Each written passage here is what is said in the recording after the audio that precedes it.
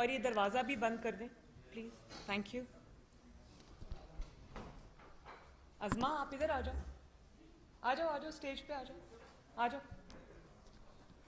بسم اللہ الرحمن الرحیم. آپ سب کا بہت بہت شکریہ. ابھی میں کورٹ سے آ رہی ہوں, پاسپورٹ کے لیے انہوں نے مجھے ہینڈ اوور کرنے کے لیے بلایا تھا. تو میں ان تمام لوگوں کی شکر گزار ہوں, چاہے وہ میڈیا سے ہوں, چاہے وہ میری پارٹی سے بلانگ کرتے ہوں, یا وہ وکالت کے شعبے سے منسلک ہوں, جنہوں نے میرا بھرپور اس میں ساتھ دیا. خصوصی طور پر میں نام ضرور لینا چاہوں گی امجد پرویز صاحب کا, جو میرے لائر رہے ہیں. انہوں نے جس طرح 5-6 سال میرے مقدمے حق اور سچ کے لیے, جسٹس کے لیے جس طرح وہ کھڑے رہے ہیں, فائٹ کیا انہوں نے, میں ان کے لیے ان کی بھی بہت شکر گزار ہوں. پاسپورٹ کیس میں صرف یہ کہنا چاہتی ہوں کہ خوشی ہے مجھے اس بات کی کہ مجھے اپنا پاسپورٹ 3 سال کے بعد واپس مل گیا.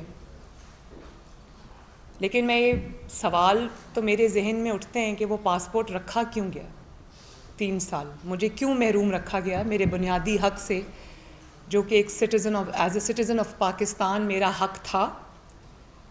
اور میں آج قوم کو یہ بتانا چاہتی ہوں کہ کیا آپ یہ جانتے ہیں, کیا میری قوم جانتی ہے کہ جس کیس میں میرا پاسپورٹ رکھا گیا 3 سال لاہور ہائی کورٹ میں, وہ کیس میرے خلاف کبھی بنا ہی نہیں.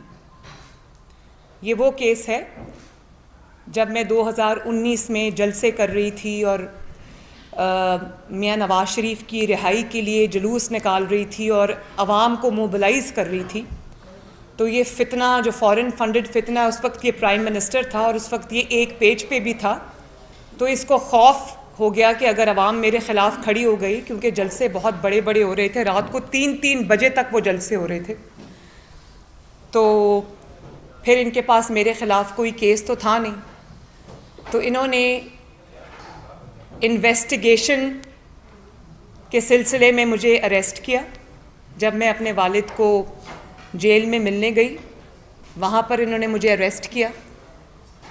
57 ڈیز انہوں نے نیب میں مجھے حبس بے جا میں رکھا, اور نیب میں کسی خاتون کو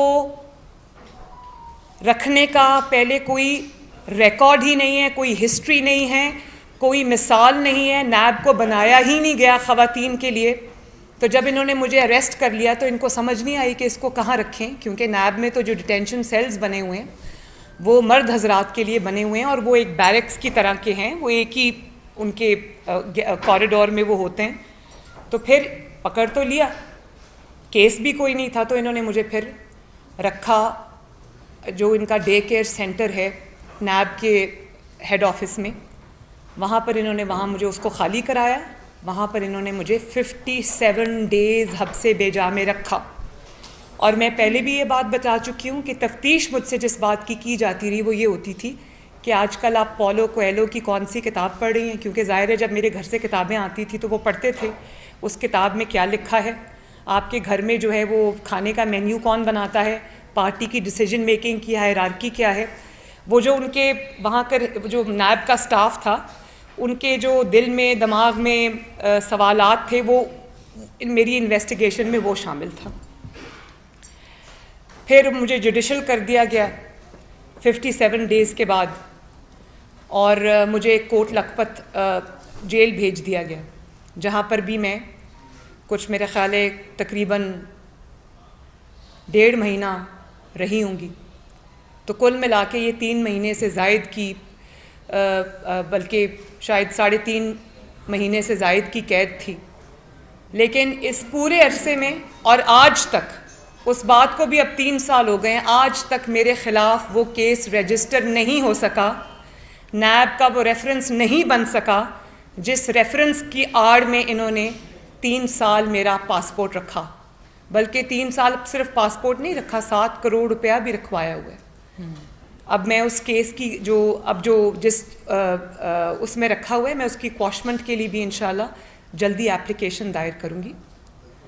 بہرحال وہ ایک سیپریٹ ایشو ہے. میں کہتے ہیں کہ حضرت علی رضی اللہ تعالیٰ عنہ کا قول ہے کہ کفر کا نظام چل سکتا ہے، ظلم کا نظام نہیں چل سکتا. تو سب سے پہلے تو میں یہ سوال کرتی ہوں کہ یہ سوال یہ نہیں ہے کہ 3 سال بعد پاسپورٹ کیوں ملا مجھے. سوال یہ ہے کہ ناجائز طور پہ 3 سال میں میرا پاسپورٹ رکھا کیوں گیا اپنے پاس. اسی طرح پاناما کیس میں میری بریت ہوئی، اللہ تعالیٰ کا بڑا شکر ہے. لیکن آپ جانتے ہیں نا 2018 سے لے کر 2022، بلکہ یہ پاناما کا جو مقدمہ ہے یہ تو 2016 کے آخر میں بنا تھا. 6 سال میں اس جھوٹے مقدمے کو بھگتتی رہی. 6 سال میرے والد نے اس جھوٹے مقدمے کو بھگتا. 150 سے زائد پیشیاں ہم نے بھگتی. سوال یہ نہیں ہے کہ 6 سال بعد مجھے انصاف مل گیا اور میں بریت میری کیسے ہو گئی. سوال یہ ہے کہ 6 سال کیوں ایک جھوٹا مقدمہ چلا، اس کو چلنے دیا گیا. اور سب اس سے پہلے ایک اور سوال آتا ہے کہ وہ 6 سال پہلے وہ جھوٹا مقدمہ بنایا ہی کیوں گیا. تو آج قوم کے سامنے جواب ہے. مجھے ان باتوں میں جانے کی ضرورت نہیں ہے.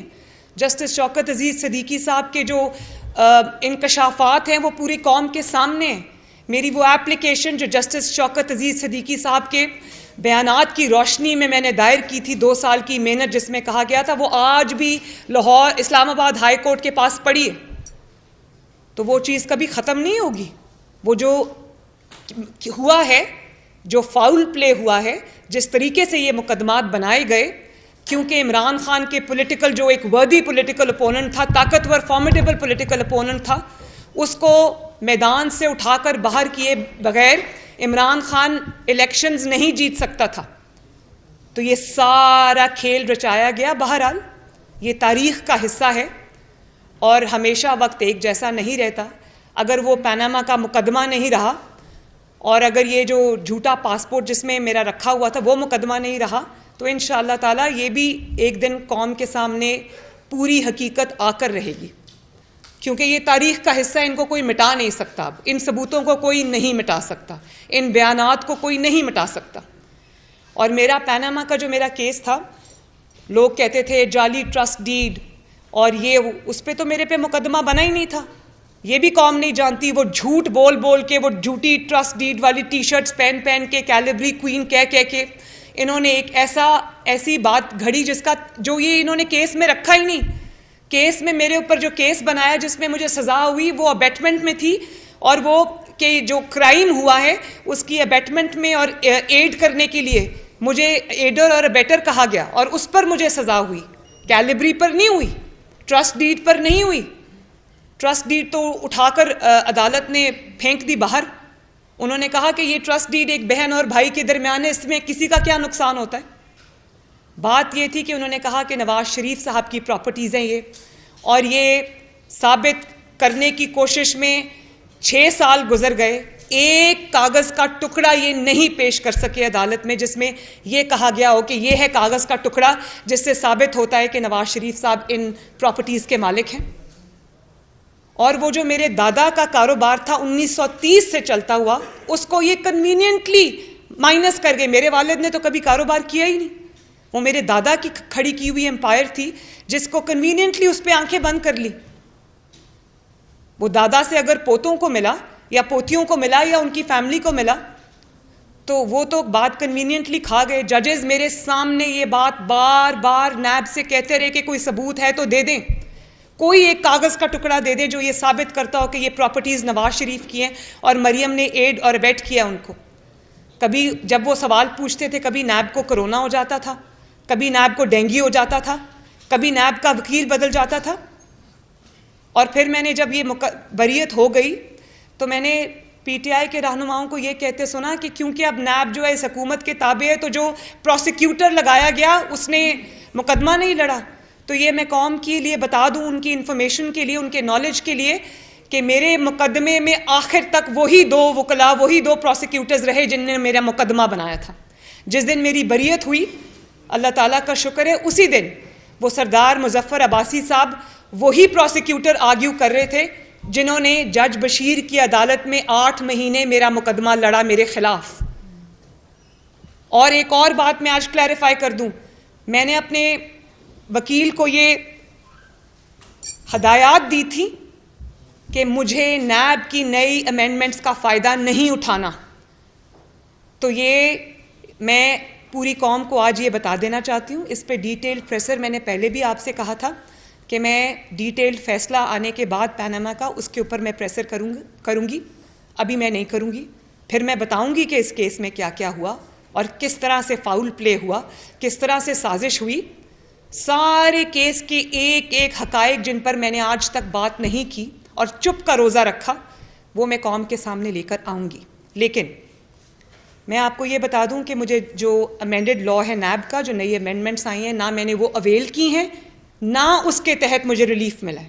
مجھے نیب کے پرانے قانون کے تحت میرٹ پہ ریلیف ملا ہے کیونکہ میرے خلاف کیس ثابت نہیں ہو سکا، اور اس جھوٹے کیس میں نے سزا بھگتی 4 مہینے. جب اڈیالہ میں جب میری والدہ وہاں بیمار تھی اور میں اپنے والد کے ساتھ آئی تھی. اور پھر آپ کے اندر اتنی ہمت کہ آپ اس کو این آر او کہیں. این آر او یہ ہوتا ہے کہ جھوٹا مقدمہ جس کی آج سرے بازار جو رسوا ہو گیا، سرے بازار جس کی حقیقت آج قوم کے سامنے آ گئی، آپ کی اتنی ہمت کے بجائے اس پر آپ معافی مانگے جا کر کہ میں نے ایک خاتون سے زیادتی کی، میں نے نواز شریف صاحب سے زیادتی کی، یا بھلے آپ کے اندر اتنی اخلاقی جرت نہیں ہے کہ آپ معافی مانگے، تو آپ جائے نماز بچھائیں بنی گالا میں اور اللہ تعالیٰ سے معافی مانگے کہ میں بے گناہوں کے ساتھ میں نے سازش کی، ان کو سزا دلوائی صرف اس لیے کہ مجھے ملک کا وزیر اعظم بننا تھا. کیونکہ اگر وہ میدان میں رہتے تو میں وزیر اعظم نہیں بن سکتا تھا. این آر او اس کو کہتے ہیں کہ ماں وہاں مر رہی ہو اور باپ اور بیٹی ہاتھ پکڑ کر آ کر ایک جھوٹے مقدمے میں جس کی ہر طرف سے گواہی آ رہی تھی، تب بھی آ رہی تھی. کس کو یاد نہیں ہے کہ وہ اس طرح سے ایک صحافی نے جو نیب عدالت سے وہ یوں منہ چھپا کر ایک صاحب نکل رہے تھے جن دنوں ہمارا مقدمہ چل رہا تھا. آپ لوگوں کو یاد ہے یا نہیں یاد؟ شوکت عزیز صاحب کی گواہی کس کو یاد نہیں ہے؟ ارشد ملک کی گواہی کس کو یاد نہیں ہے؟ تو کبھی معافی مانگی گئی اور اس کے اوپر سے آپ کی اتنی جرت کہ آپ اس کو این آر او کہیں. این آر او یہ ہوتا ہے. این آر او یہ ہوتا ہے کہ نواز شریف کی بے گناہی کے ثبوت کے بعد ثبوت آئیں، ارشد ملک کی ویڈیو آ جائے، ثبوت میں وہ کہہ رہا ہے کہ مجھے بلیک میل کر کے سزا دی گئی، اور وہ آج تک باہر بیٹھے. یہ این آر او ہوتا ہے. این آر او یہ ہوتا ہے کہ آپ کیا نام ہے جو نیب کے پچھلے سربراہ تھے، جسٹس جاوید اقبال، آپ ان کو ان کی ویڈیو دکھا کر بلیک میل کریں اور ان سے اپنے مخالفین کے خلاف فیصلے لیں. کیا این آر او اس کو کہتے ہیں؟ این آر او اس کو کہتے ہیں کہ مریم نواز پہ کوئی کیس نہ بنتا ہو اور وہ جلسے اور جلوس کر رہی ہو اور آپ ڈر جائیں، آپ خوف میں مبتلا ہو جائیں اور آپ اس کو بغیر کسی کیس کے اٹھا کر اس اندر کر دیں، نیب میں ڈال دیں، حبس بے جا میں رکھیں. کیا این آر او اس کو کہتے ہیں؟ اور وہاں سے آپ اٹھا کے اس کو کوٹ لکھپت کے ڈیتھ سیل میں پھینک دیں جہاں پر ایک چارپائی رکھی ہو اور باتھ روم اور کمرے میں دیوار نہ ہو. این آر او اس کو کہتے ہیں. آپ کہتے ہیں ڈار صاحب این آر او کے بعد آئے. میں تو یہ سوال پوچھتی ہوں کہ واپس آنا تو تھا نا، ظلم نے ایک دن مٹنا تھا، یہ ہمیشہ کے لیے نہیں ہوتا. جو ظلم ہے اس کی شیلف لائف بہت چھوٹی ہوتی ہے. ڈار صاحب کو اس ملک سے جانا کیوں پڑا؟ واپس آنا تو بعد کی بات ہے، پہلے بتائیں. اور آپ کے منہ پہ قدرت کا زناٹے دار تھپڑ پڑا ہے کہ جس ڈار صاحب کو آپ نے فاؤل پلے کر کے نکلوایا، آج وہ آپ کا دوبارہ سے فائنانس منسٹر ہے. اور ڈار صاحب سے تکلیف جو ہے نا وہ این آر او کی نہیں ہے. ڈار صاحب کی واپس آنے کی بھی تکلیف نہیں ہے. ڈار صاحب سے ان کی جو اب میٹنگز بنی گالا میں ہو رہی ہیں نا، ان کے اپنے لوگوں نے مجھے بتایا کہ ان میٹنگز میں اب بات یہ ہوتی ہے کہ ڈار صاحب واپس آ گئے تو ڈالر کی قیمت جو ہے وہ نیچے آ رہی ہے، روپیہ مستحکم ہو رہا ہے، اسٹاک مارکیٹ جو ہے وہ بہتری کے سائنز دکھا رہی ہے، اوپر جا رہی ہے. ڈیزل اور پیٹرول کی پہلی بار قیمتیں اس طرح سے کم ہوئی ہیں. اور ڈار صاحب کیونکہ ایکسپیرینسڈ آدمی ہیں، بہت دفعہ ملک کو معاشی بحرانوں سے نکال چکے ہیں. ایسے معاشی بحرانوں سے بھی انہوں نے نکالا ہے جب امید کی کوئی کرن نظر نہیں آتی تھی. تو تکلیف ان کو اصل میں یہ ہے، جو ان کی گفتگو ہے آپس کی، وہ یہ ہے کہ اب ڈار صاحب واپس آ گئے ہیں، اکانومی کی بہتری کے اشارے مل رہے ہیں، اور اکانومی اگر بہتر ہو گئی تو ہمیں کون پوچھے گا. اصل میں تکلیف یہ ہے ڈار صاحب سے. تو پہلے تو اس بات کا جواب دو نا کہ تم نے اپنے سیاسی مخالفین پر جھوٹے مقدمے بنائے کیوں. اور آج اللہ تعالیٰ کا فضل ہے, میں نے پہلے بھی یہ کہا تھا کہ جھوٹ کو ایک نہ ایک دن مٹنا ہوتا ہے, باطل کو مٹنا ہوتا ہے, حق کو آنا ہوتا ہے. آج جب تمہارا بھیانک چہرہ نظر آ رہا ہے, کبھی تم بشیر میمن صاحب کو پرائم منسٹر ہاؤس میں بلا کر کہو مریم کو گرفتار کرو, شہباز شریف کو گرفتار کرو, اور وہ کہے بھائی میں کیوں کروں, کوئی کیس ہو تو کروں نا, مجھے نہیں پتا, تم جیسے مرضی کرو. اور اس کے بعد کبھی آپ جسٹس جاوید اقبال صاحب کو بلیک میل کر کے کہیں. اب وہ بیچاری طیبہ گل جو ہے وہ اپنی ویڈیو لے کر ایک وقت کے پرائم منسٹر کے پاس گئی اور اس نے کہا کہ آپ کا جو نیب کا چیئرمین ہے وہ مجھے بلیک میل کر رہا ہے, تو اس کو بھی 1 مہینہ حبس بے جا میں رکھ لیا. اس سے وہ ویڈیو لے لی کہ ہاں میں ایکشن لیتا ہوں, اور بعد میں پتہ چلا کہ وہ ویڈیو دکھا کر وہ جاوید اقبال صاحب کو بلیک میل کرتے رہے. یہ تو اس کے احتساب کی اصل حقیقت ہے. شرم نہیں آتی اس انسان کو کہ آج بھی معافی مانگنے کی بجائے NRO کی رٹ لگا کے بیٹھا ہے. میں بتاتی ہوں تمہیں NRO کیا ہوتا ہے. NRO پتہ ہے کیا ہوتا ہے؟ NRO ہوتا ہے جب تم نے اپنے گھر کی بنی گالا, جس کا نام منی گالا ہے, اس کی ریگولرائزیشن کے لیے تم نے جعلی ڈاکیومنٹس جمع کرائے, اور اس پر بھی تمہارے ثاقب اور نثار نے تمہیں صادق اور امین کا سرٹیفکیٹ دیا. وہ صداقت اور امانت کی داستانیں پھر پوری دنیا نے سنی. NRO اس کو کہتے ہیں کہ جس دن تمہیں پنجاب گورنمنٹ ملی تم نے اسی دن فرا گوگی کے کیس ختم کرا دیے, بلکہ جو پنجاب میں بیوروکریسی کے تبادلے کیے وہ کیے ہی اس لیے کیونکہ تم فرا گوگی کے کیسز پہ پردہ ڈالنا چاہتے تھے. اس کی وجہ یہ تھی کہ فرا گوگی نے جو بھی کمایا تھا اس کی فرنٹ وومن وہ پیرنی پنکی تھی اور تم تھے. اس کے سب فٹ پرنٹ جو ہیں وہ جاتے تھے بنی گالا کی طرف. اور جس نے کہا کہ تمہاری نیپیاں اسٹیبلشمنٹ چینج کرتی ہے اور وہ پنجاب کا سب سے بڑا ڈاکو ہے, اس کو تم نے چیف منسٹر پنجاب بنا دیا. اس کے بیٹے کو بھی کل لاہور ہائی کورٹ سے ریلیف ملا, جس کورٹ کے پاس اتنے بڑے بڑے FIR کے پاس ثبوت ہے اس کی منی لانڈرنگ کے, اس کے حق میں کل فیصلہ آتا ہے. اس کو کہتے ہیں NRO. تمہارے خلاف اتنے بڑے بڑے کیسز ہیں, پاکستان کی 75 سال کی تاریخ میں تمام بٹھا لیں آپ حکمران, کسی کے خلاف ملا کے اتنا کوئی کیس نہیں ہوگا جو اس کے خلاف ہے. فارن فنڈنگ میں مجرم یہ ثابت ہوا, توشہ خانہ میں مجرم یہ ثابت ہوا, فرا گوگی کیس میں مجرم یہ ثابت ہوا.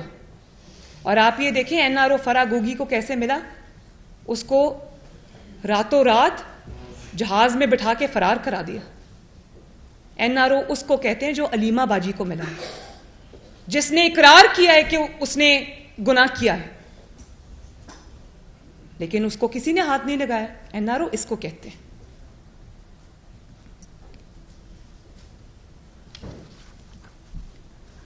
اور پھر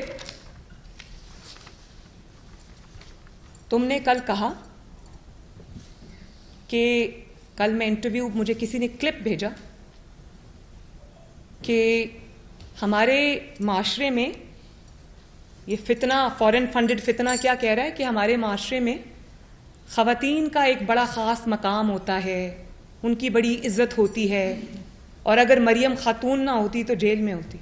تو جب مریم جیل میں تھی تم نے ڈالا تھا جھوٹے مقدمے, تب مریم خاتون نہیں تھی. تم تو خواتین کے عزت کے معاملے میں بات کرنے کے بھی قابل نہیں ہو. تمہارا اتنا برا خواتین کے معاملے میں ٹریک ریکارڈ ہے. اس سے زیادہ میں کچھ نہیں کہوں گی, کیونکہ میری جو ٹریننگ ہے, میری جو اپ برنگنگ ہے, وہ مجھے اس چیز کی اجازت نہیں دیتی کہ میں عمران پہ پرسنل اٹیک کروں. لیکن کس سے چھپی ہوئی ہے وہ بات جو خواتین کے معاملے میں, ان کی عزت کے معاملے میں اس کا ٹریک ریکارڈ ہے. مریم نواز تب بھی ایک خاتون تھی جب تم نے مریم نواز کو اڈیالہ جیل میں پھینکا باپ کے ساتھ. مریم نواز تب بھی ایک خاتون تھی جب تم نے اس کو نیب میں حبس بجا میں رکھا. مریم نواز تب بھی خاتون تھی جب تم نے اس کو کوٹ لکھپت جیل میں اس کے جلسوں سے ڈر کر تم نے ڈیتھ سیل میں پھینکا, سزائے موت کی چکی میں رکھا. مریم نواز تب بھی خاتون تھی جب اس کو تم نے 6 سال تم نے عدالتوں میں دھکے کھانے پر مجبور کیا. اس وقت مریم نواز خاتون نہیں تھی. اور جب مریم نواز نے اپنے حق میں کبھی خاتون کارڈ نہیں کھیلا, عورت کارڈ نہیں کھیلا, وکٹم کارڈ نہیں کھیلا تو تم یہ خاتون کی رٹ نہ لگاؤ. جب مریم نواز نے خاتون ہونے کا کوئی بینیفٹ نہیں لیا, تم نے تو کبھی جیل کی شکل نہیں دیکھی, دیواریں پھیلان کے بھاگ جاتے ہو, اور تم نے سچے کیسز میں بھی تمہیں آج تک قانون کا سامنا نہیں کرنا پڑا. تو مریم نواز نے تو اللہ کے فضل و کرم سے جس ہمت کے ساتھ تمہارے انتقام کا مقابلہ کیا, تم تو بات کرنے کے قابل نہیں. جب میں نے اپنے خلاف عورت کارڈ اپنے حق میں نہیں کھیلا تو خبردار تم نے عورت ہونے کا کوئی نام بھی لیا. تو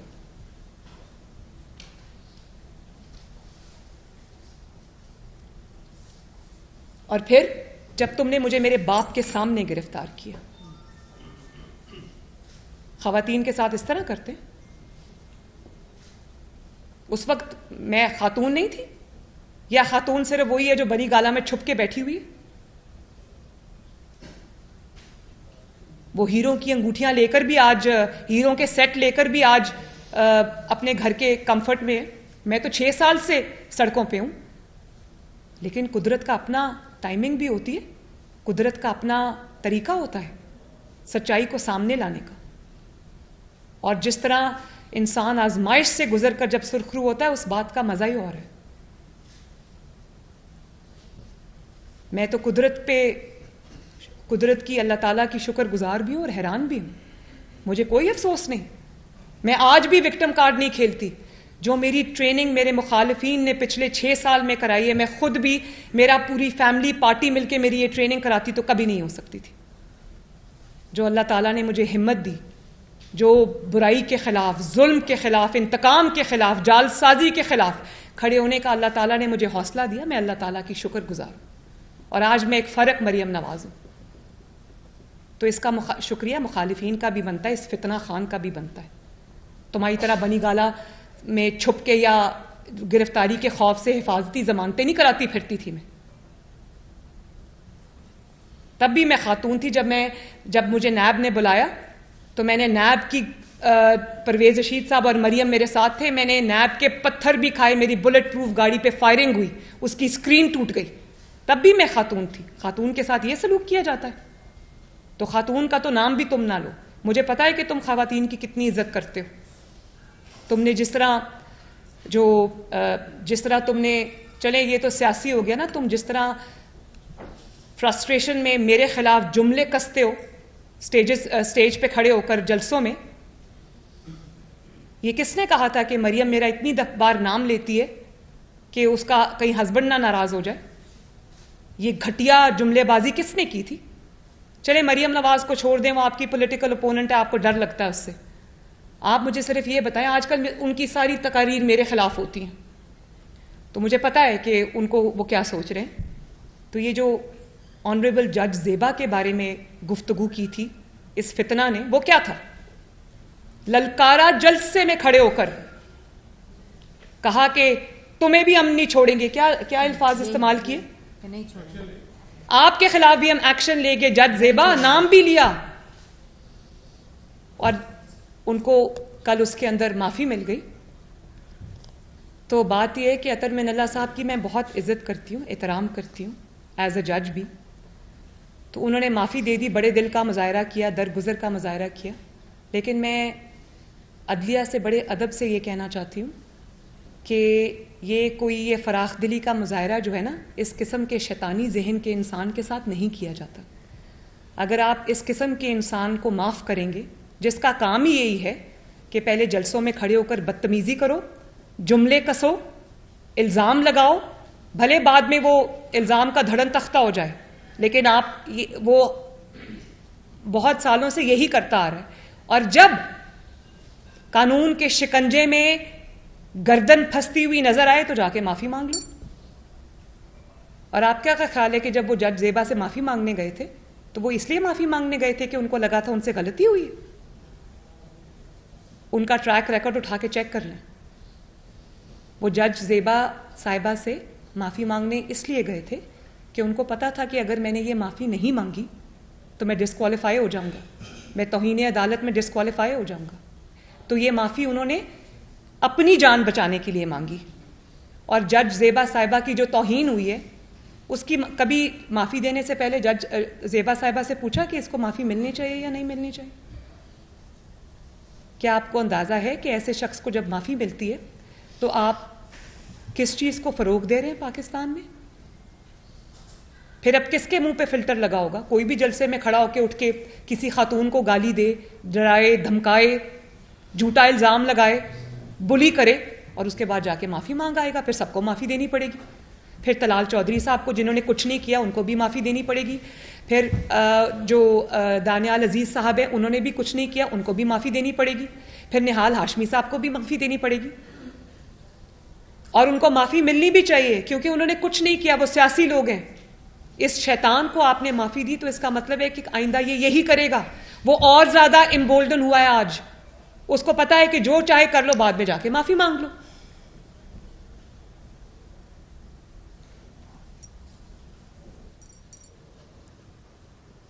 اور دیکھیں ایک اور میری نظر سے ویڈیو گزری، یہ اے آر وائی کو وہ اینکر ہیں شاید ماریا میمن، ان کو انٹرویو دے رہے تھے اور آپ یہ اندازہ لگائیں اس شخص کا، میں اب مجھے وہ الفاظ نہیں ملتے، آپ اندازہ لگائیں. کہتا وہ اس نے کہا وہ سائفر کہاں ہے، کاپی جو سائفر کی وہ تو میں گم ہو گئی مجھ سے. اندازہ لگائیں آپ سائفر گم ہو گیا مجھ سے. وہ سائفر کوئی وہ ہیرے کی انگوٹھی کے لین دین کا تو وہ ریکارڈ نہیں تھے نا جو تم نے گم کر دیا تو کوئی بات نہیں. یا وہ سائفر جو تم نے ڈالرز لیے ہیں فارن فنڈنگ کیس میں، یہ وہ تو نہیں تھا نا، یہ پاکستان کی امانت تھی. مجھے یہ بتائیں کہ پاکستان کی 75 سال کی تاریخ میں کتنے سائفرز آئے ہوں گے پاکستان کو؟ لاکھوں آئے ہوں گے. آج تک کوئی سائفر غائب ہوا ہے کہیں؟ وہ سائفر، بات یہ نہیں ہے کہ وہ سائفر کہاں گیا، غائب ہو گیا، اس کی کاپی وہاں پڑی ہوئی ہے نہیں پڑی ہوئی. الزام یہ نہیں ہے. وہ بھی ایک بہت بڑا الزام ہے کہ آپ نے ایک ریاست کی دستاویز کو آپ نے غائب کیا، وہ بھی الزام ہے. اور یہ میں نہیں کہہ رہی کہ وہ گم گیا، میں نہیں کہہ رہی ہے، یہ عمران خان فتنہ خان خود اپنے انٹرویو میں کہہ رہا ہے کہ وہ مجھ سے گم ہو گئی. الزام جو سنگین نوعیت کا الزام ہے وہ یہ نہیں، وہ اس سے بھی زیادہ سنگین ہے. اس کا گم ہونا بھی سنگین ہے، لیکن اس سے زیادہ سنگین بات یہ ہے کہ آپ نے جال سازی کی اس سائفر کے اندر. آپ نے منٹس آف دا میٹنگ تبدیل کیے. آپ نے زیرو، جس میں کوئی سازش کا نہ ذکر تھا نہ سازش کا کوئی عطا پتہ تھا، آپ نے اس کے اوپر سازش بلڈ کر دی. یہ ہوتا ہے جب آپ ایک کھلنڈرے کو، تلنگے کو لا کر آپ بٹھا دیتے ہیں پرائم منسٹرز آفس میں کہ کھیلو 22 کروڑ کی تقدیر سے. اور آپ جانتے ہیں کہ اب فارن آفس کے جو لوگ ہیں وہ کیا کہتے ہیں، پرائم منسٹر کیا کہتے ہیں؟ اب جو بین الاقوامی دنیا ہے، انٹرنیشنل ورلڈ ہے، دنیا کے ممالک ہیں، وہ پاکستان کو سائفر بھیجنے سے آج ڈر رہے ہیں کہ ان کو پتہ نہیں ہے. وہ کہتے ہیں کہ ہمیں یہ پتہ نہیں ہے کہ اس سائفر کے ساتھ کیا ہوگا، اس کے منٹس تبدیل کر کے اس کو سازش بنا دیا جائے گا.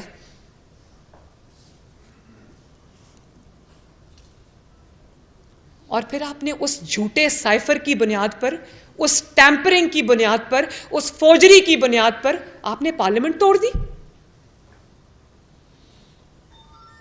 اور رونا دھونا شروع کر دیا. جب آپ جھوٹ بولتے ہیں، سازش گھڑتے ہیں تو یہ تو پھر ہونا تھا نا، آپ نے رونا تھا، کیونکہ جھوٹ کی شیلف لائف نہیں ہوتی. اور اس پہ آپ کی اتنی ہمت کہ آپ نے ٹیکسلا کے جلسے میں کھڑے ہو کر جو باتیں آپ نے کی، جس قسم کے رقیق حملے آپ نے انسٹیٹیوشنز پہ کیے، آپ کو شرم آنی چاہیے. میں آپ کو ابھی کچھ ویڈیوز دکھاتی ہوں اور آپ وہ ویڈیو دیکھیں، اس کے بعد ہم بات کریں گے. لگائیں جی ویڈیو.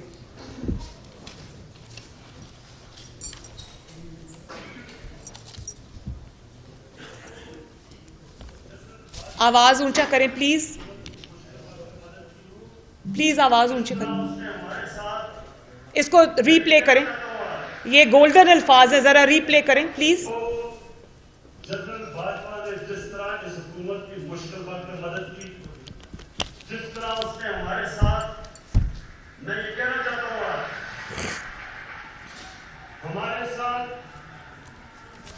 ابھی कराची में मदद की जब वो बारिशें आ रही थी, जो हमारे साथ कोरोना के अंदर पूरी तरह मदद की, जो हमारे पास जब एक मुल्क पे पैसा नहीं था, 2 साल पाकिस्तान की फौज ने असल में अपने डिफेंस एक्सपेंडिचर पे कट किया, क्योंकि उनको फिक्र थी कि पाकिस्तान के पास पैसा नहीं है। कभी ऐसे पहले नहीं हुआ। हर जगह सारी मेरी फॉरेन पॉलिसी को आज पाकिस्तान की फौज और जनरल बाजवा हमारे साथ खड़े रहे हैं। अगला लगाएं जरा। मेरे ख्याल में जो जनरल बाजवा है ये सबसे ज्यादा न्यूट्रल और प्रो डेमोक्रेटिक जनरल है।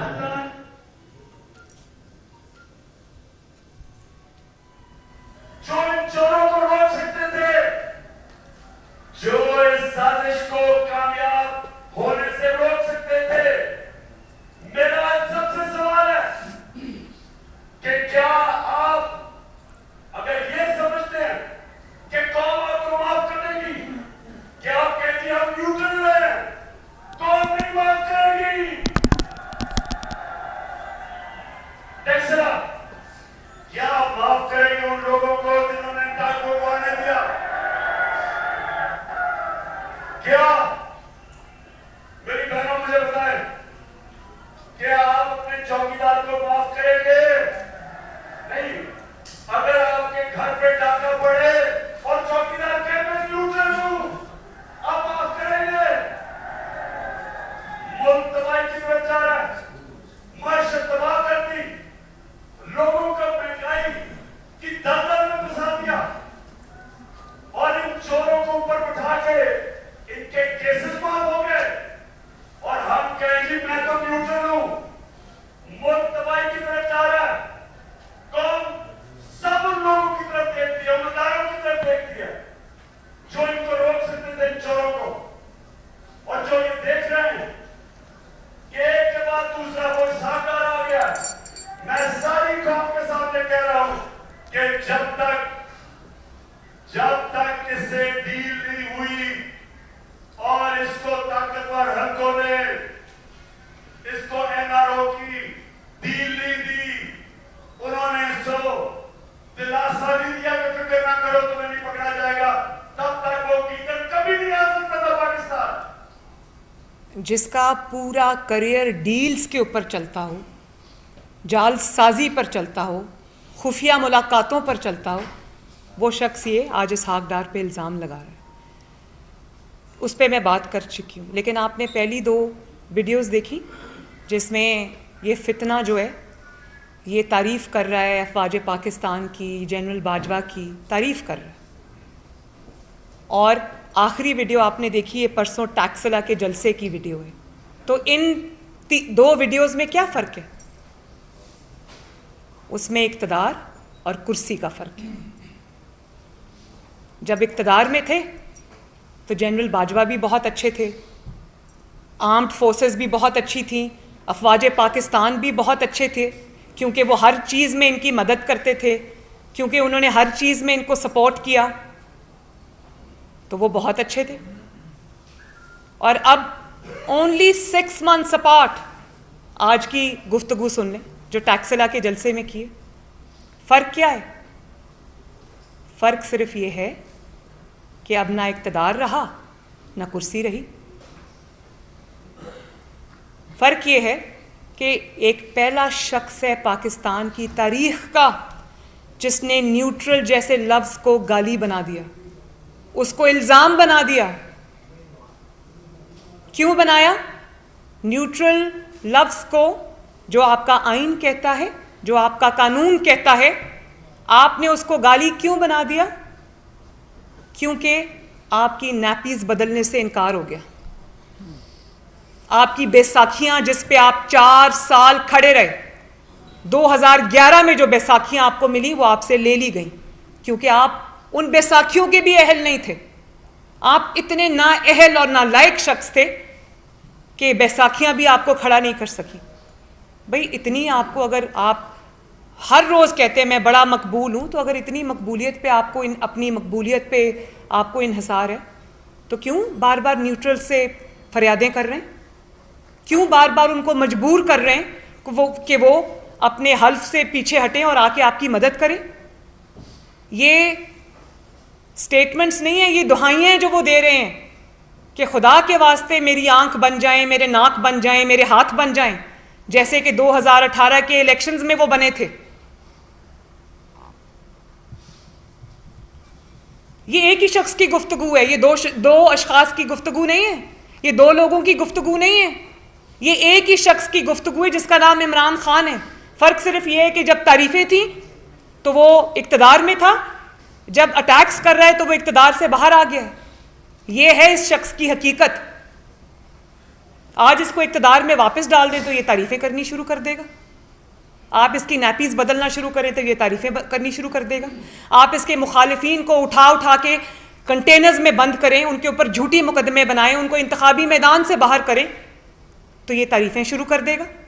آپ ان کے ناک بن جائیں، آنکھ بن جائیں، ہاتھ بن جائیں، اس ہاتھوں سے لوگوں کو ماریں، اس کے مخالفین کو ماریں اور یہ اس کے لیے میدان خالی کریں تو یہ آپ کی تعریفیں کرے گا۔ اور وہ شخص جو رات کو ایوان صدر کے اندر خفیہ ملاقاتیں کرتا ہے، این آر او مانگتا ہے، جب این آر او نہیں ملتا تو باہر کھڑے ہو کے جلسے میں بدتمیزی شروع کر دیتا ہے۔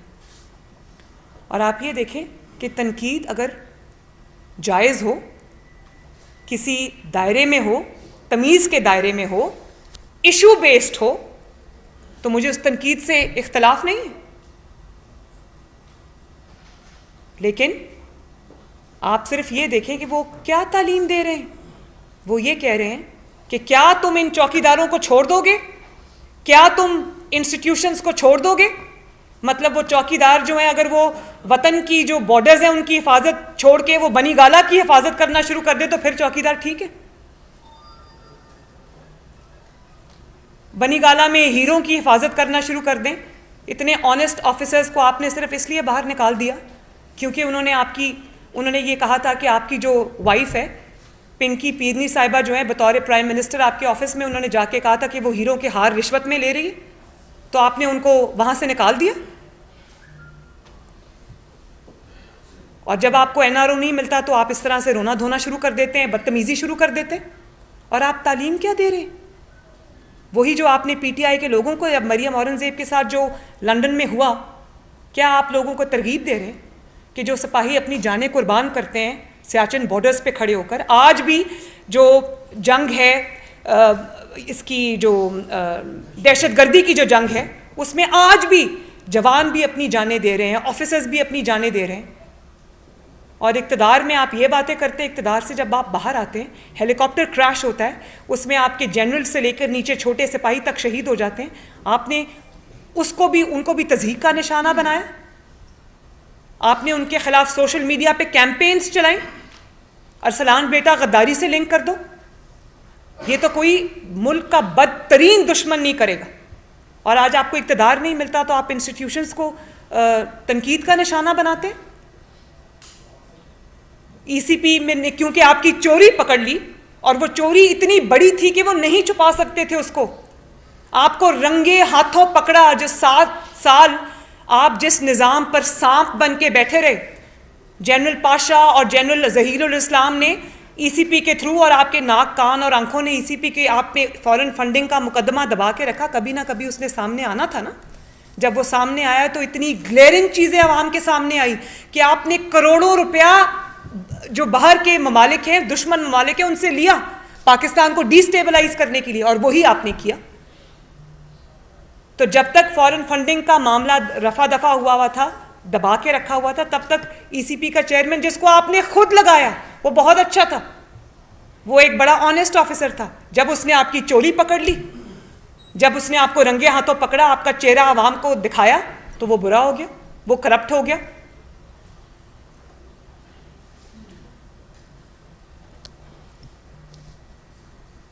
تو آپ کو میرا خیال ہے کہ وہ والے نیوٹرلز چاہیے جو ووٹ آف کانفیڈنس آپ کو لے کے دیتے، جو آپ کے ممبرز کو مجبور کرتے کہ وہ عمران کو ہی ووٹ دیں، جو جب سینٹ میں الیکشن ہو یا کہیں اور بھی الیکشن ہو یا ووٹنگ ہو، وہ پکڑ کے آپ کے ممبرز کو اور مخالفین کے اپوننٹس کو لے کر آئیں اور کہیں کہ ووٹ ڈالو زبردستی۔ آپ کس بات کے لیے رو رہے ہیں؟ جو تمہارے مقدمات پر، تمہارے جرائم پر، تمہارے قصور پر پردہ ڈالے وہ آنیسٹ ہے، وہ ٹھیک ہے، اور جو تمہیں رنگے ہاتھوں پکڑے، تمہیں ایکسپوز کرے، وہ کرپٹ بھی ہے، وہ غلط بھی ہے، اس کے گریبان کو بھی پکڑنا ہے. تو مجھے اس بات کا شدید افسوس ہوا ہے کہ آپ سوچیں جب اس نے جو بدتمیزی کی ہے ٹیکسلا کے جلسے میں، جہاں اس نے کہا ہے کہ کیا آپ ان چوکیداروں کو معاف کر دیں گے، میری بہنیں معاف کر دیں گی، تو وہ جو سیاچن میں کھڑا سن رہا ہے، جب اس تک یہ بات پہنچے گی، جو سرحدوں کی حفاظت پہ میرے بھائی اور بیٹے کھڑے ہیں، جب ان تک یہ بات پہنچے گی تو ان کو کیا پیغام ملے گا، ان کے دل پر کیا گزرے گی؟ ہر چیز کو آپ نے اپنی گھٹیا سیاست کی نظر کرنا ہے تو آپ کو شرم آنی چاہیے. ایشو پہ بات کریں، ہم سب سنیں گے، لیکن یہ رونا دھونا جو ہے نا کہ مجھے میری نیپیز کیوں نہیں بدل رہے، مجھے کیوں نہیں سپورٹ کر رہے، میرے کرچز کیوں نہیں بن رہے، میری بیساکھیاں کیوں نہیں بن رہے، مجھے اقتدار کیوں نہیں لے کے دے رہے، اقتدار کوئی لالی پاپ ہے جو اٹھا کے آپ کے ہاتھ میں دے دیں گے؟ جی ایک منٹ عثمان آپ بات کریں، میں دیتی ہوں، میں آ رہی ہوں. عارف میں دیتی ہوں.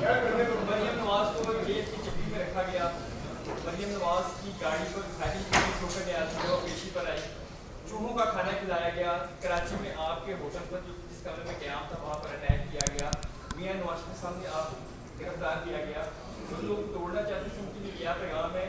اور دوسرا اسمبلی کا حصہ کب بن رہے ہیں؟ میاں نواز کے بارے میں یہ کہا جا رہا ہے کہ آپ کے ساتھ وہ نومبر میں آ رہے ہیں یا دسمبر میں آ رہے ہیں؟ اللہ تعالیٰ کرے کہ وہ میرے ساتھ واپس آئیں، اور اب ان کو کب واپس آنا ہے انشاءاللہ تعالیٰ، کیونکہ میرے کیس کے تھرو، کیس وہ میرا تھا لیکن اس سے زیادہ بے گناہی میاں نواز شریف کی ثابت ہوئی ہے، کیونکہ میاں نواز شریف پر کیس ہی یہ تھا کہ جس کیس میں وہ بیچاروں ان کو سزا ملی ہے، ان پر کیس ہی یہ تھا کہ پراپرٹیز ان کی ہیں جو ان کی نہیں نکلی. اور آج یہ جو این آر او کا راگ الاپ رہا ہے نا، مجھے صرف یہ بتائیں کہ میں نے ایک کیس کیا ہو پیناما کا، اس وقت تو بڑا عدالتوں میں جا کر، جب پیناما کا کیس سپریم کورٹ میں چل رہا تھا، پوری P T I Imran Khan سمیت فرنٹ روز پہ ٹانگ رکھ کے بیٹھی ہوتی تھی، اور اپنے من پسند صحافی بھی وہاں بٹھائے ہوئے تھے. تو اس وقت تو جا کے روز کیس سنتے تھے. اگر آپ کے پاس آج کوئی ثبوت ہوتا، میں نے عمران پہ کوئی کیس کیا ہوتا، تو میں تو جب جج بار بار ثبوت مانگتے رہے تو میں تو جا کے کہتی کہ یہ جج صاحب یہ ثبوت پکڑیں، سزا دیں. نواز شریف کے خلاف، میرے خلاف تو جج صاحب بار بار ثبوت مانگتے رہے، وہ ثبوت نہیں ملا.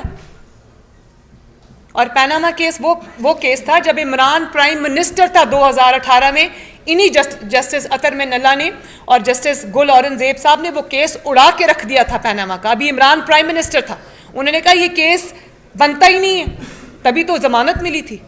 تو آپ اس کیس کو آپ این آر او کہہ رہے. اور نواز شریف کا راستہ اب الحمدللہ صاف ہے. صرف اب ایک اپلیکیشن دینی ہے کورٹ میں کہ کیونکہ یہ ثابت نہیں ہو سکا جو ان پہ جھوٹا الزام لگایا گیا تھا، تو وہ ہم دیں گے اپلیکیشن، لیکن ٹائمنگ کا فیصلہ اللہ تعالیٰ کو پتہ ہے، میاں صاحب آپ خود کریں گے، لیکن وہ بہت جلد اپنے وطن واپس آئیں گے. دوسری بات آپ نے کیا کی؟ جو لوگ مجھے توڑنا چاہتے تھے ان کی میں شکریہ ادا کرنا چاہتی ہوں کہ انہی کی وجہ سے آج میری ٹریننگ بھی ہوئی، انہی کی وجہ سے، ان کے جھوٹوں کی وجہ سے، ان کے الزامات کی وجہ سے آج ان کا سیاہ چہرہ پوری دنیا نے دیکھا. اب وہ این آر او ڈیل کا راگ الاپنے پر مجبور ہیں، لیکن اگر کوئی حقیقت کی آنکھوں سے دیکھے تو زناٹے دار قدرت کا تھپڑ ان کے منہ پہ پڑا ہے، اور ان کی باتوں سے پتہ چلتا ہے، فرسٹریشن سے پتہ چلتا ہے. تو میں ان کو یہ کہنا چاہتی ہوں آپ کا بہت بہت شکریہ. جی ابھی ایک منٹ، ایسے نہیں جی، ایسے نہیں، آپ بات کریں.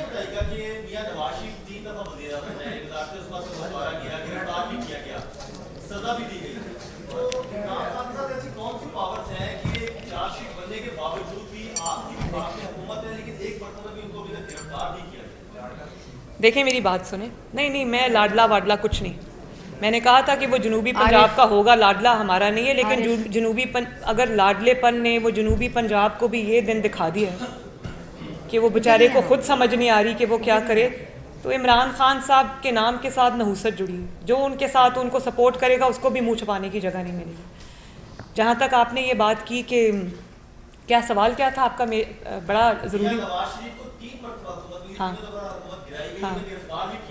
ہاں آپ نے کہا کہ اس کو پکڑتے کیوں نہیں. دیکھیں ایک تو مجھے بڑی خوشی ہوئی کہ اطہر من اللہ صاحب نے ان کو معافی دے لی, کیونکہ میں نہیں چاہتی کہ وہ توہین عدالت کے مقدمے میں پکڑا جائے, کیونکہ یہ ظاہر بہرحال اس کی توہین تو ہوئی, معافی ملی ہے, توہین تو ہوئی ہے, اور جج صاحب مجھ سے بہتر جانتے ہوں گے جنہوں نے بڑا دل کیا. میں نہیں چاہتی کہ اس قسم کے مقدمے میں اس کی پکڑ ہو. اس کے اوپر بہت سنگین قسم کے نہ صرف الزامات ہیں, بلکہ ان الزامات کے اتنے بڑے بڑے ثبوت موجود ہیں کہ یہ دنیا, پاکستان کیا یہ دنیا کی کسی عدالت سے نہیں بچ سکتا. فارن فنڈنگ کیس آپ لے لیں, اس پہ ثابت ہوا کہ اس نے پاکستان کی دشمن طاقتوں سے پیسہ لیا, نہ صرف پیسہ لیا, لاکھوں ڈالر لیے, ان کو اپنی جیب میں ڈالا, ملازموں کے نام پر وہ منگوائے, اپنے جماعت کے اراکین کے نام پر منگوائے, اور اس کے بعد اپنے دستخطوں سے منگوائے, اور کہ دستخط مجھے نہیں پتا تھا میں کر رہا ہوں. بڑی اچھی بات ہے جی, آپ کلاس 4 میں پڑھتے ہیں, آپ کو پتہ نہیں چلا کہ کس نے آپ سے دستخط کرا لیے. اور اس کے بعد آپ نے مس ڈیکلریشنز کی. سب کیسز کا جو باپ ہے نا, حالانکہ اس کے سارے جرائم سنگین ہیں, یہ سائفر والا جرم بھی سنگین ہے, توشہ خانہ جرم بھی سنگین ہے, توہین والا جرم بھی سنگین ہے, لیکن سب کیسز کا باپ فارن فنڈنگ ہے. فارن فنڈنگ کیس کو اگر آپ دیکھیں تو وہ یہ سائفر کے ساتھ بھی لنک ہوتا ہے, کیونکہ فارن فنڈنگ پکڑ کر, ڈالر پکڑ کر آپ نے ملک کے ساتھ وہ کیا جو دشمن کرنا چاہتے تھے, اور دشمنوں نے خود نہیں کیا, عمران کے تھرو کیا, اس فتنے کے تھرو کیا. اس کا کام ہی فتنہ پھیلانا ہے. تو اس کے اوپر بہت بڑا کیس ہے فارن فنڈنگ کا. توشہ خانہ کیس میں آپ آ جائیں, کیا اس نے گھڑیاں نہیں لی, کیا گھڑیاں بیچی نہیں؟ اور آپ یہ دیکھیں کہ پہلے گھڑیاں بیچ دیں, ان کا پیسہ جیب میں ڈال لیا, اس کے بعد کہیں جا ڈکلیئر بھی نہیں کیا, جھوٹ بولا اس کے بارے میں بھی. تو کوئی بھی اس کا مقدمہ آپ اٹھا کے دیکھ لیں, سیاسی بنیاد پر اس کا کوئی مقدمہ نہیں بنا. سیاسی بنیادوں پر اس کو ریلیف ضرور مل رہا ہے, سزا نہیں ملی ابھی تک. اور اگر اس ملک میں آئین اور قانون نام کی چیز ہے تو پھر قانون کے جو ہاتھ ہیں وہ اس کے گریبان سے اب زیادہ دور نہیں. اور میری جد و جہدی اس بات پر ہوگی کہ اس کو پکڑا جائے, اس کو بھی پتہ چلے کہ یہاں پر کس بھاؤ بکتی ہے. جی عارف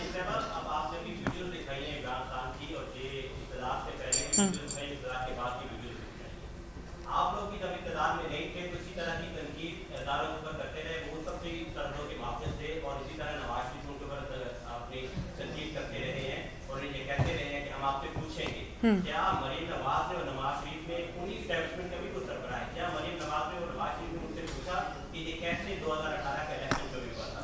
دوسرا آپ سے سوال یہ بھی ہے, ایک منٹ پہلے ایک سوال کا جواب دیکھیں. جو بات یہ فتنہ کرتا ہے اور جو بات ہم کرتے ہیں اس میں بنیادی فرق ہے, بہت بڑا فرق ہے. آپ دو چیزوں کو کمپیئر نہیں کر سکتے. نواز شریف صاحب کیا کہتے تھے؟ نواز شریف صاحب یہ کہتے تھے کہ آپ اس فتنے کو لے کر آئے ہیں, اس فتنے نے ملک کی معیشت تباہ کی ہے, اس ملک کے ساتھ اس نے کھیلا ہے. وہ جو کہتا ہے نا میں اس پہ صرف کھیلنا ہے, تو انہوں نے یہی کہا اس ملک کی تقدیر کے ساتھ اس نے کھیلا ہے. آج بھی جو IMF کی شرائط پر ہم مہنگائی جو ہو رہی ہے اور جو معیشت کا حال ہے وہ وہیں پر جاتا ہے, اس کے سرے بھی اس فتنے سے ملتے ہیں. تو نواز شریف صاحب نے کہا کہ یہ نہ کریں, یہ جو سیاست ہے یہ آپ کا کام نہیں ہے, یہ آپ چھوڑ دیں سیاستدانوں پر, اور آپ اپنے آئینی اور قانونی رول تک محدود ہو جائیں. یہ کیا کہہ رہا ہے فتنہ؟ کیا کہہ رہا ہے فتنہ؟ یہ کہہ رہا ہے کہ آپ اپنے آئینی رول سے انحراف کریں, آپ وہ جو پاکستان کے آئین اور قانون نے ریڈ لائنز لگائی ہیں آپ وہ کراس کریں, میری مدد کریں, میری بیساکھیاں بنیں, میرے آنکھ بنے, میرے ناک بنے, میرے ہاتھ بنے, میرے مخالفین کو ماریں, تبھی میں آپ کو مانوں گا, ورنہ میں آپ کو نہیں مانتا. یہ ہے بنیادی فرق, اس فرق کو جان کے جیو.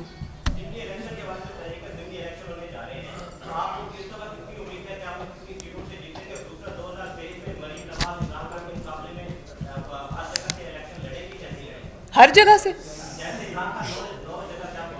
ہماری پارٹی ہے. نہیں میری بات سنیں کہ نہیں, مریم نواز کو پاگلوں کی طرح یہ اپنے آپ کو پروو کرنے کی کیا ضرورت ہے کہ میں ہر جگہ سے میں کھڑی ہو جاؤں گی. میری ماشاءاللہ ایک بڑی ویل انٹرینچڈ پارٹی ہے جس کی جڑیں عوام کے اندر ہے, جو پانی کا بلبلہ نہیں ہے جس کو کسی پاشا نے ظہیر نے لانچ کر دیا. اور آنکھیں کان نے اس کو RTS بٹھا کے بٹھا دیا. تو جب انتخابی میدان میں ہم آئیں گے, ہمارے پاس بلکہ ایک ایک جگہ سے 3 4 امیدوار ہیں بھائی, اسی میں ہم فیصلہ کر لیں تو بڑی بات ہوگی انشاءاللہ. سوال کریں. وعلیکم السلام.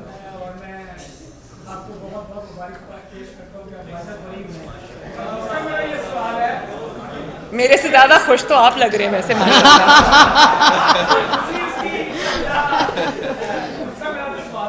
سویٹ.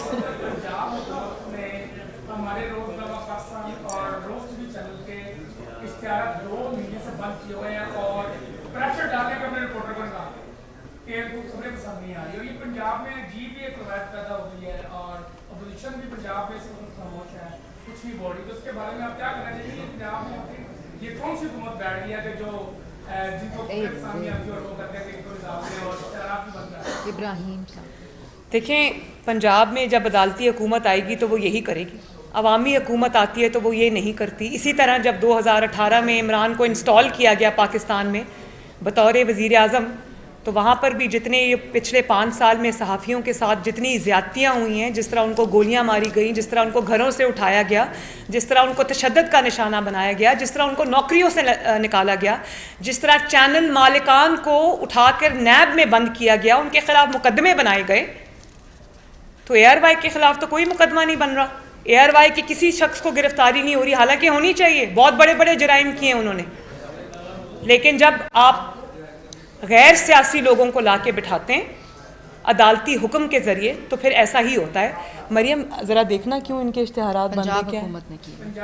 اچھا, جب ایسا کرتے ہیں کہ جب انشاءاللہ تعالی مسلم لیگ نون پنجاب حکومت میں واپس آئے گی تو کھول دیں گے. ابراہیم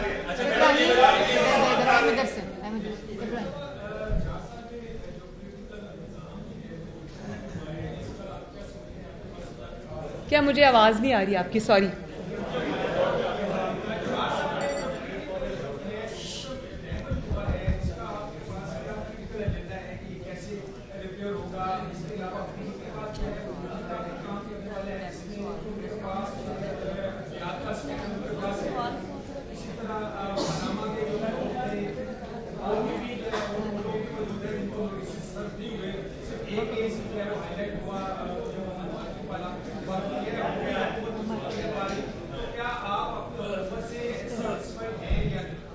نہیں, میں سیٹسفائیڈ نہیں ہوں, میں سیٹسفائیڈ نہیں ہوں. اور میں ایک اور بات بتاؤں کہ جہاں تک ملک کی ترقی کا سوال ہے, ملک کی اسٹیبلٹی کا سوال ہے, تو ملک کو خارجی محاذ پہ کوئی خطرہ نہیں ہے. اس ملک کے اندر بہت پوٹینشیل ہے ماشاءاللہ. اس ملک کو خطرہ سیکیورٹی سے نہیں ہے, اس ملک کو خطرہ انسٹیبلٹی سے. اور انسٹیبلٹی جو ہے وہ پیدا کرنے والے عناصر جب تک سیاست میں بھیس بدل کر رہیں گے, جب تک اس ملک میں فورن فنڈڈ ایجنٹس کو ان کو قرار واقعی سزا نہیں ملے گی, اس ملک میں اسٹیبلٹی نہیں آ سکتی. اور میں آج ایک دعویٰ بھی کر رہی ہوں کہ آپ اس فورن فنڈڈ فتنے کو جس کا نام عمران خان ہے, آج آپ پاکستان کی پالیٹکس سے نکال دیں. پاکستان دن رات ترقی کرے گا, دن دگنی رات چوگنی ترقی کرے گا انشاءاللہ تعالیٰ, کیونکہ اس کا ایجنڈا فرق ہے. اس نے اس ملک کو آگے بڑھنے نہیں دینا. 5-6 سال سے دیکھ لیں ملک نیچے سے نیچے جا رہا ہے. تو انشاءاللہ تعالیٰ اس ملک نے آگے بڑھنا ہی بڑھنا ہے, اس ملک نے ترقی کرنی ہی کرنی ہے. تو وہ وقت بھی بہت جلدی ہم دیکھیں گے, اچھا وقت آئے گا انشاءاللہ.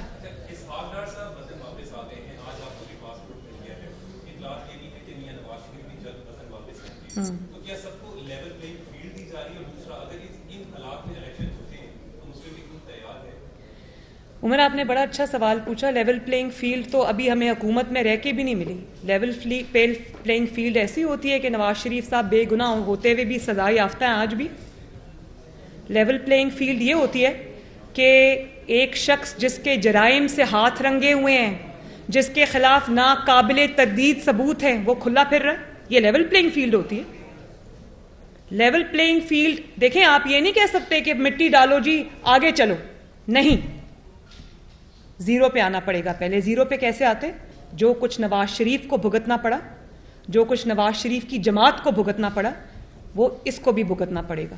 حالانکہ نواز شریف بے گناہ تھا, یہ گناہ گار ہوتے ہوئے بھی اس کو سزا کے جو ہاتھ ہیں وہ اس کے گردن تک پہنچیں گے, تو لیول پہ پلینگ فیلڈ ہو. یہ نہیں ہو سکتا کہ پہلے نواز شریف کے جو اس کی آڑ میں نواز شریف کو ایک بیٹے سے تنخواہ نہ لینے پہ نکال دیا جائے اور پھر نواز شریف کی ہی آڑ میں اس کو سزا نہ ہو کہ جی پولیٹیکل لوگوں کو یا پرائم منسٹرز کو یا پولیٹیکل لوگوں کو یا لیڈران کو جو ہے وہ انتخابی میدان سے باہر نہیں کیا جانا چاہیے.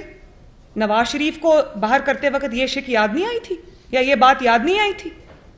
لیول پلینگ فیلڈ تو صرف تب ہوگی جب انصاف ہوگا, اور اگر انصاف ہوتا ہے تو عمران خان آپ کو ملکی سیاست میں دور دور کہیں نظر نہیں آتا, جیل کی سلاخوں میں ہمیشہ کے لیے پڑا نظر آتا ہے. اور نہ صرف عمران خان نہیں, وہ گوگی, پنکی, پیرنی اور وہ جو مانکا خاندان ہیں جنہوں نے یہ مل کے پاکستان پہ ڈاکہ ڈالا ہے, ہیروں کے ہار لیے ہیں, انگوٹھیاں لی ہیں, زمینیں لی ہیں, وہ سب آپ کو سلاخوں کے پیچھے نظر آئیں گے. اور یہ ہونا چاہیے. یہ کوئی ہمارے مرضی کی بات نہیں ہے کہ اس کو چھوڑ دو اور اس کو پکڑ لو, ایسا نہیں ہوگا.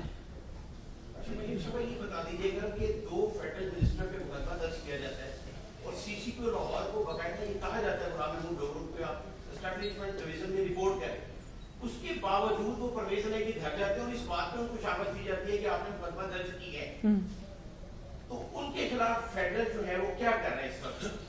پورے لاہور میں جو ہے وہ پولیس جو ہے وہ بڑھ چکی ہے, کرائم بڑھ چکا ہے, 50% کرائم پہ وہ بڑھ چکا ہے. تو یہ بھی ذمہ داری بنتی ہے حکمرانوں کی, اس طرف بھی توجہ دیں. اور اس میں یہ بھی ایڈ کریں کہ جب وزیر اعظم میاں شہباز شریف وزیر اعلیٰ پنجاب تھے تو یہی سی سی پی اور ڈی اے جی آپریشن تھا, اس پہ ایلیگیشن لگا تھا کہ یہ قبضہ روک کا سرپرست ہے, تو اس کو فیلڈ میں کوشش نہیں دینی چاہیے. تو فیڈرل اس پہ کیا کرنا ہے, یہ ذرا کائنڈلی تفصیل بتا.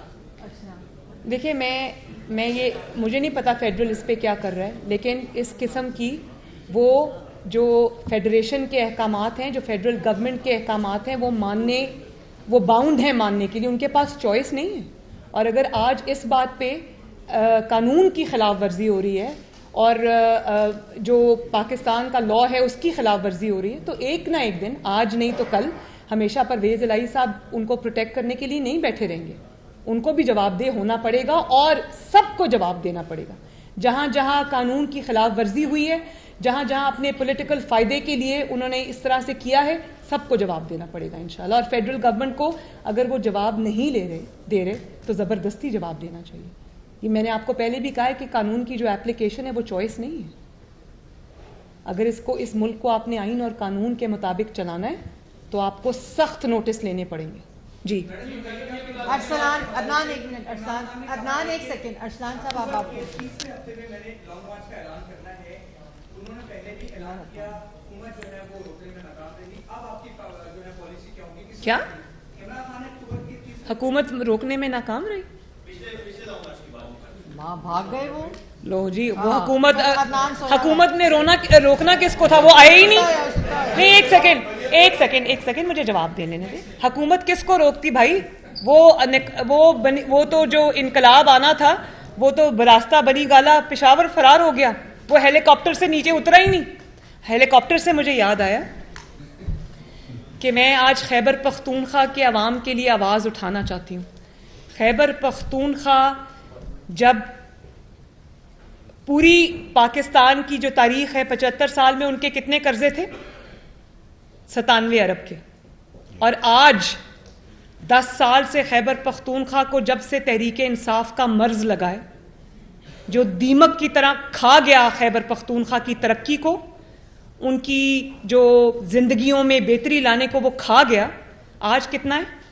780 سم تھنگ ارب جو ہے وہ آج قرضہ چڑھ گیا خیبر پختونخوا کے اوپر. کیوں؟ اس کی وجہ یہ ہے کہ خیبر پختونخوا کے عوام کے ٹیکس کا جو پیسہ ہے, پاکستان کے عوام کے ٹیکس کا جو پیسہ ہے, جس سے ان کے لیے سڑکیں بننی تھیں, جس سے ان کے لیے جو بنیادی سہولیات ہیں, ہسپتال ہیں, کلینکس ہیں, موٹر ویز ہیں, اسکول ہیں, یونیورسٹیز ہیں, جو وہ بننی تھی, وہ سارا تو عمران خان پہ خرچ ہو رہا ہے. پہلے سنا کہ وہ اس کے کھانوں پہ خرچ ہوتا رہا, اس کے ہیلی کاپٹروں کی رائڈز پہ خرچ ہوتا رہا, اس کے پروٹوکول پہ خرچ ہوتا رہا, اور وہ جو 2500 سوشل میڈیا کے لوگ بھرتی کیے کے پی کے میں اپنے مخالفین کو اٹیک کرنے کے لیے, اس پہ خرچ ہو رہا ہے. تو مجھے تو سمجھ نہیں آ رہی کہ یہ ملک کس طرف جا رہا ہے. خیبر پختونخوا کا حق سارا منی گالا میں جا رہا ہے. وہ اس طرح سے فلیس کر رہے ہیں خیبر پختونخوا کو کہ جیسے اب یہ خزانہ دوبارہ ہاتھ میں نہیں آئے گا, جتنا کھا سکتے ہو کھا لو. شکر ہے آپ نے مجھے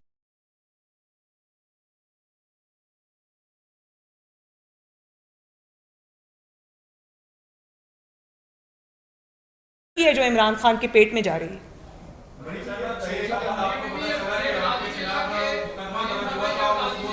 بیٹا ایک سیکنڈ, ارسلان نہیں, صاحب آپ بات کریں. مجھے 6 سال بعد نہیں پتا چلا. ارسلان آپ بات کر لیں یار. نہیں اس طرح تو نہیں ہوگا نا. عاصم آپ کر لو.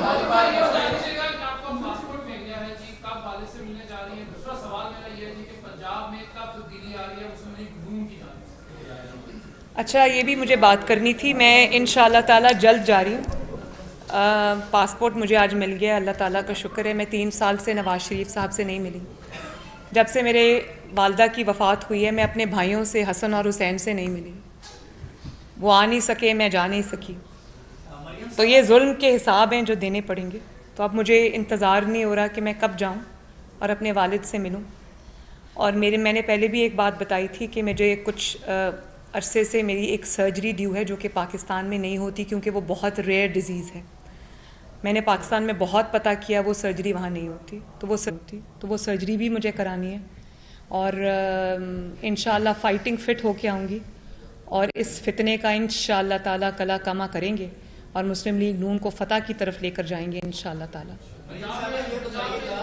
پنجاب گورنمنٹ, میں نے آپ کو پہلے کہا ہے, عدالتی حکومت ہے, ایک نہ ایک دن ختم ہونا ہے انشاءاللہ, جلدی ہوگی.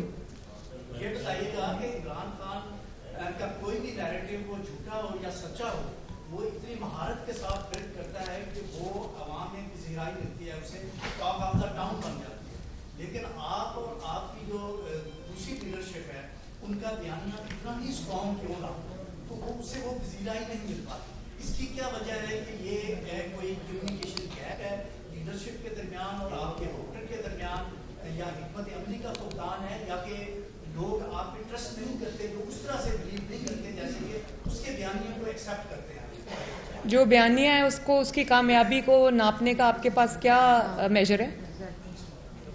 کیا آج جو فیصلے آ رہے ہیں وہ عمران خان کے بیانیے کے منہ پہ تھپڑ نہیں ہے؟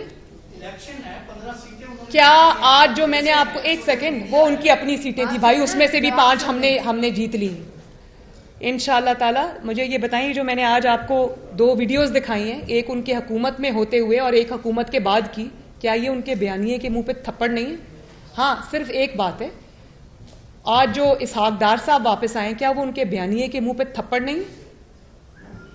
تو بات یہ ہے کہ ایک ضرور کریڈٹ میں ان کو دیتی ہوں, اور وہ یہ ہے کہ وہ بہت ڈٹائی کے ساتھ اور کسی بھی شرم کے بغیر جھوٹ بولتے ہیں. مسلم لیگ نون جھوٹ نہیں بولتی, لیکن مسلم لیگ نون ان کے جھوٹوں کو, یہ جو آج انہوں نے سائفر کا جھوٹ بولا اور اس کے بعد خود کا سائفر گم ہو گیا, بعد میں آڈیو آ گئی کہ اس کے ساتھ صرف کھیلنا ہے اور منٹس تبدیل کر دو, کیا یہ بیانیہ جو سازش کا گھڑا تھا اس کے منہ پہ تھپڑ نہیں؟ آپ کیسے کہتے ہیں وہ بیانیہ کامیاب ہو گیا؟ تھوڑی دیر کے لیے آپ تھوڑے لوگوں کو بے وقوف بنا سکتے ہیں, لیکن ہمیشہ کے لیے ہر کسی کو بے وقوف نہیں بنا سکتے. آج آپ کل ان کو کہہ رہے تھے کہ ان سے اچھا کوئی سپہ سالار نہیں ہے, اس فوج سے اچھی کوئی فوج نہیں ہے. آج آپ یہ کہہ رہے ہیں کہ یہ میر جعفر ہیں, میر صادق ہیں, نیوٹرلز ہیں. نیوٹرل کو آپ نے گالی بنا دیا, ان کو مارو, ان کو پکڑو, ان کو معاف نہیں کرنا. تو یہ بیانیوں کے منہ, مطلب وہ بیانیہ کس کا تھا؟ یہ ایک ہی شخص کے بیانیے ہیں. نواز شریف صاحب نے تو کبھی کسی کو میر جعفر نہیں کہا, میر صادق نہیں کہا, نیوٹرل کو گالی نہیں بنایا.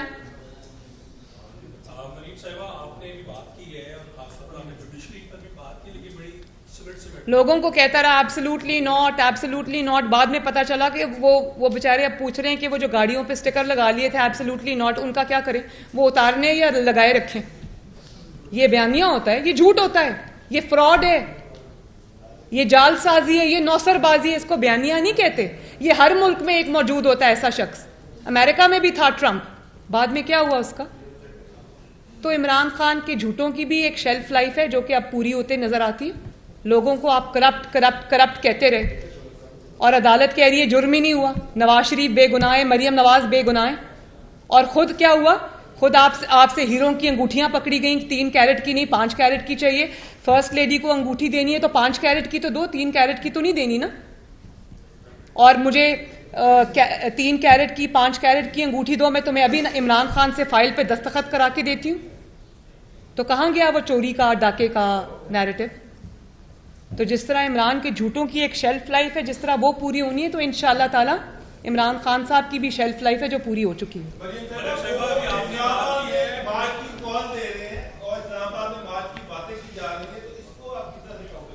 اسی میں ایڈ کر لیں کہ پولیٹیکل 2018 سے پولیٹیکل جوڈیشل ایکٹیویزم شروع ہوا. دیکھیں ایک سیکنڈ ایڈ نہیں کرنا, ان کا سوال ایک سٹینڈ الون سوال ہے, اس کا جواب مجھے دینے دیں. مجھے صرف اب آپ نے سوال پوچھا, جواب تو سن لیں پلیز. بات یہ ہے کہ میرا بالکل اس میں مختلف نظریہ ہے. رانا صاحب تو کہتے ہیں نا کہ اس کو آنے دو, وہ آ جائے, بیٹھ جائے, بھاگ جائے گا پہلے کی طرح.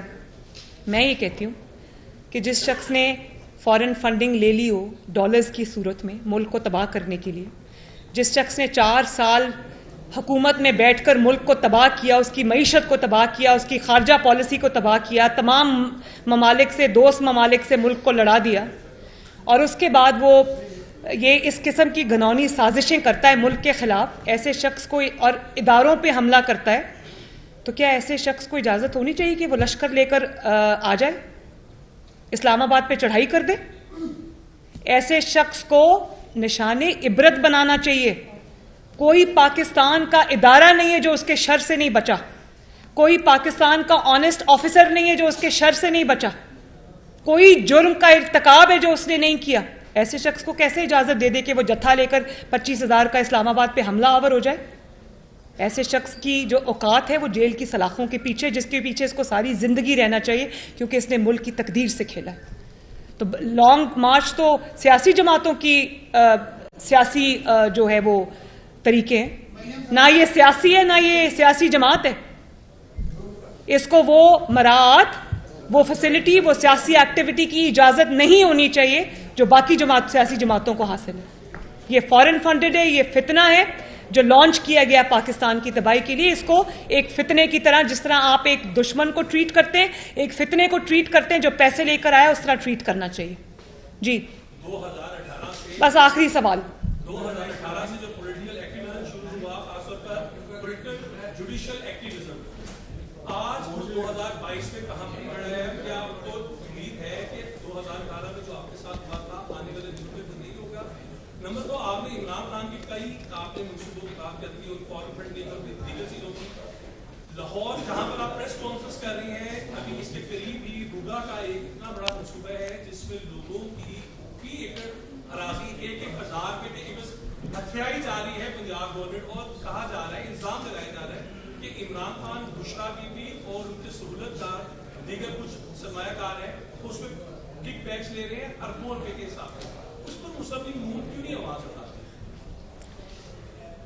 دیکھیں, میں اینٹ اٹھاؤ گے تو عمران خان کے کرپشن کے ثبوت ملیں گے, اور وہ انہی سزاؤں سے بچنے کے لیے, اس کو پتہ ہے کہ اس نے بہت بڑے بڑے گھپلے کیے ہیں جس کے ثبوت سب کے پاس موجود ہیں, وہ انہی سزاؤں سے بچنے کے لیے جو اس نے پیرنی اور گوگی کے ساتھ مل کر گھپلے کیے ہوئے ہیں, اسی سے بچنے کے لیے وہ یہ سب جو آج وہ میر جعفر, میر صادق, ان کو چھوڑنا نہیں, ان کو مارنا ہے, اور یہ لانگ مارچ کرو اور حملہ کرو, وہ یہ سب اس لیے کر رہا ہے کیونکہ اس کو پتہ ہے کہ وہ اگر یہ سب اس کا ناکام ہو گیا اور یہ اس کے ڈرامے ناکام ہو گئے تو قانون کی گرفت سے وہ زیادہ دور نہیں ہے.